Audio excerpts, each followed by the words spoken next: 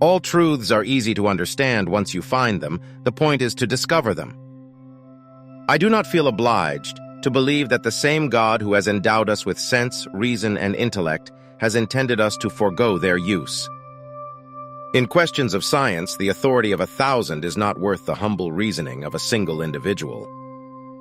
The sun, with all those planets revolving around it and dependent on it, can still ripen a bunch of grapes as if it had nothing else in the universe to do. Nature is relentless and unchangeable, and it is indifferent as to whether its hidden reasons and actions are understandable to man or not. The nature of the human mind is such that unless it is stimulated by images of things acting upon it from without, all remembrance of them passes easily away.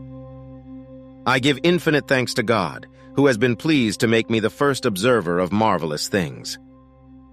I think that in the discussion of natural problems, we ought to begin not with the scriptures, but with experiments and demonstrations. Who would set a limit to the mind of man? Who would dare assert that we know all there is to be known? It vexes me when they would constrain science by the authority of the scriptures, and yet do not consider themselves bound to answer reason and experiment.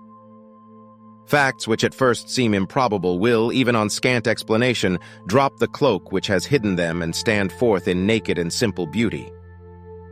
He who looks the higher is the more highly distinguished, and turning over the great book of nature is the way to elevate one's gaze. The Milky Way is nothing else but a mass of innumerable stars planted together in clusters. Philosophy is written in this grand book, the universe, which stands continually open to our gaze. But the book cannot be understood unless one first learns to comprehend the language and read the letters in which it is composed.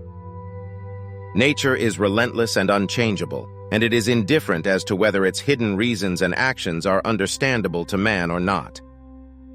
Mathematics is the alphabet with which God has written the universe.